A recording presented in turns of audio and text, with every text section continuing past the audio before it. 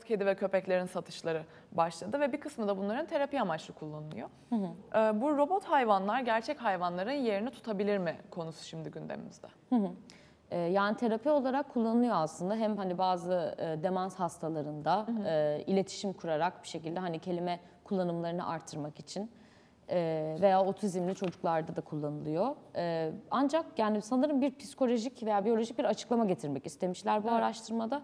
Neden canlı olmadığını bildiğimiz, yani aslında gerçek bir hayvan değil ama bir robot hayvanla iletişim kurma eğilimindeyiz. Çünkü şöyle aslında davranışlar gözlenmiş. Mesela hayvanı artık çalışmadığında onun için cenaze düzenleyen aileler olsun. Robot köpeği sevmek için gerçek bir köpeği seviyormuş gibi kucağına alıp onu sevme hareketi gösterenler olsun. Neden? Yani niye böyle bir eğilimi var insanların?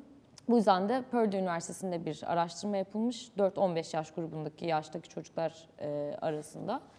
Ve gerçek hayvanla robot hayvanlara verilen tepkiler arasında bir benzerlik olduğu zaten ortaya çıkmış. Evet. Bunda da insanların sosyal varlıklar olduğundan dolayı yaşama belirtisi gösteren her şeye sosyal yaklaştıklarından ve iletişim kurmaya çalıştıklarından bahsetmişler. Bu yüzden hani mesela üzüntü gösteren ya da işte kuyruk sallayan bütün robotik şeyler aslında bize bir nevi insancıl hareketlermiş, hani canlı hareketlermiş gibi geliyor. Bu da aslında biraz şeyi ortaya çıkardı. Şimdiye kadar insanoğlunun çizdiği canlı veya cansız gibi iki kategori vardı. Artık bir de hibrit kategorisi girdi biraz bu ikisinin ortasına. Bu arada şöyle ilginç bir istatistik var bir de. Yani tam olarak teyit edilmiş mi bilmiyorum ama küçük bir çalışmaya göre özellikle otizmli çocukların gerçek köpeklere göre bu Aibo robot köpeklerle daha fazla iletişim kurmaya yatkın oldukları gözlenmiş. Yani çünkü aslında baktığımızda tek taraflı bir iletişim, yani gerçek bir köpek gibi ses çıkarabiliyor aslında. Yani öyle bir özellikleri de var bu robotların.